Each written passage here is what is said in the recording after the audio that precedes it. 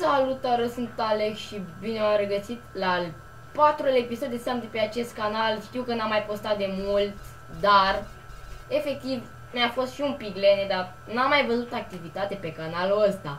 Am făcut într-o săptămână, cred că 30 de vizionări, adică e cam slăbuț. Dar bine, pentru 50 de abonați e ok, adică eu am fost obișnuit că am mai avut un canal de 300 de abonați și na, m-am obișnuit cu ăla. Dar vreau să fac o întreagă serie de Sam de pe acest canal. O să-mi schimb și numele în Orange Dog și am și un logo. Sper să vă placă această serie. Nu uitați, sper să strângem și noi la acest episod măcar 5 like-uri. Și să lăsați și un comentariu, pentru că pe mine m-ar ajuta foarte mult. Am un Flash și un BMX, e alt cont. Mai am un cont, o să mi se debaneze și ăla, o să iau toți banii și o să-l transfer pe ăsta. Nu, ăsta e Flash-ul, stați liniștiți, că mașina asta nu cred că e așa de scumpă.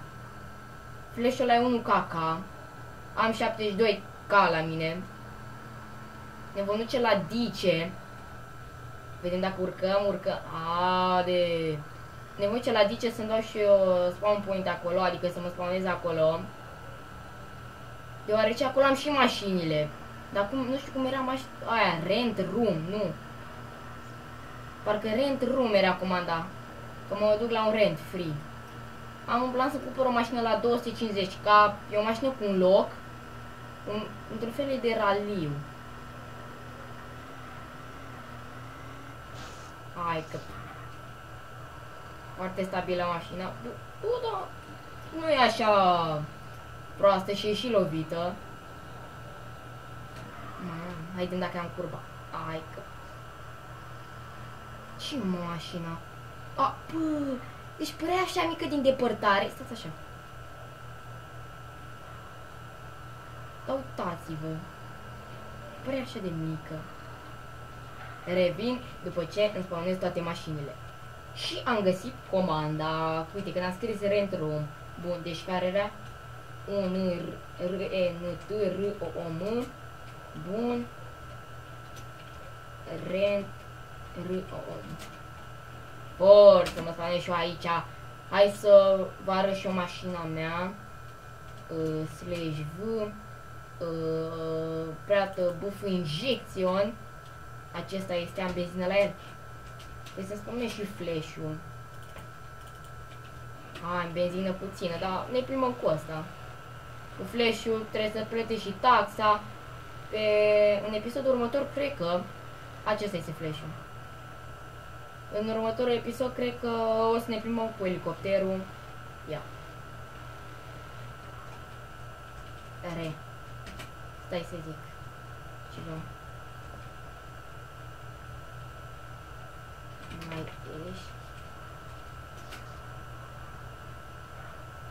O pleca. Voiam să încerc și eu să mă plimb cu Infernosul pentru episod, dar cred că o să mă duc să-mi închiriez și un Inferno, să ne plimbăm. Așa, bam, unde era rentul? Aici e rentul de Infernosuri. Hai să vă spun ceva înainte să închiriez, dacă... e bine că asta. Efectiv, mașinile mele preferate sunt Infernosul și Bullet-ul. Mașina asta nu-mi place absolut deloc. E 8KK, 8 sau 7, depinde ce noroc ai. Și merge mult mai bine Infernosul. Pe primul loc e Infernosul, apoi Bullet-ul și apoi mașina aia. Dar efectiv nu merită. Uite-mă că am găsit una descuiată.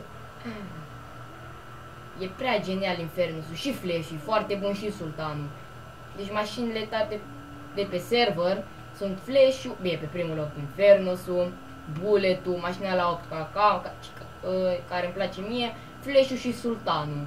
Adică sunt foarte șmechere. Vedem dacă dăm și noi un ad.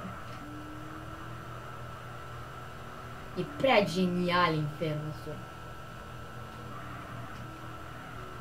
Deci nu ai cum să o dai. Vreau să-mi pun buff injecție. Să spuneți dacă sunteți interesați. Ad, vând, vând, buff injecție. 159. Ca să nu fie 160. Dacă știi ce zic acum. Na. Deja mi-am bulit Infernus, nu e bine. A, dar nu, că n-are... Nu s-a puțit. Deloc. Puțin. Hai ne ducem la Dice să vedem dacă e cineva. Luăm curba asta, o luăm. Infernus, tati. Dacă ați ajuns până aici la episod, să scrieți, să vă să uitați. Hashtag Infernus să scrieți. Hashtag Infernus. Mai dăm o tură și hai să ne... Vreau să fac o poză cu flash-ul ăla neapărat. Și să pun poză de thumbnail. Hai să mă duc să-mi iau și eu flash-ul. A, de lovit. E lovit. Atunci dăm și o tură cu flash-ul. Stai că... Ce tot opresc și pornesc motorul. Boom, speed. Și flash-ul ia curbe foarte... Ia curbele foarte bine. Adică la 160 la oră ia curbele instant. Deci cred că e mai stabil Infernus. Ăsta flash decât Infernusul. Și lovit. Adică e prea stabil flash-ul. Revenind după ce ajungem la Dice. Și am revenit, dar nu suntem la Dice, suntem aici, știu. Dar am pus frumos timerul să văd și eu când se închide episodul. Bui, destul de multă lume la Dice.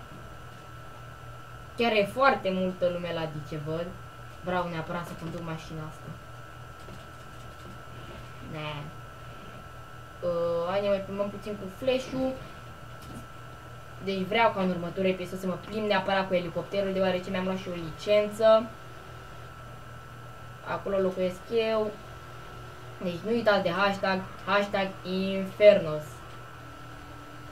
Și o să pun pe fiecare episod câte un hashtag, pentru că de ce nu dăm și... Uite, asta e mașina care vreau să-mi iau eu. Asta e. Vedem dacă l-ajungem. Te rog, dar nu, l-ajungem, că e mai rapidă. E mai rapid flash-ul. Stai așa. Te rog, mane, oprește! 26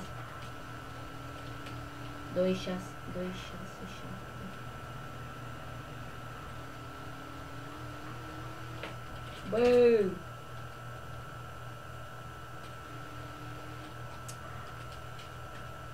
SMS 267. Mașina în care ești e asta. Vreau să-mi dacă o vinde. Îi dau buff injecționul meu și 70 ca diferență. Pentru că mașina e vreo... Nu. Ai, bă. Ai vreo 250 ca și ies în plus și eu cu 50 ca. Cam așa. Bă, 150. Cu 20 ca ies în plus. Și... Na. E bine dacă îi dau o mașină și 70 ca. Mai rămân și eu cu 2 ca. Haidem dacă avem ceva în bancă. Nu știu dacă să mă spuneți iar aici în LS. Dar parcă îmi place mai mult în LV. Parcă aici nu știu, nu prea e activitate în LS.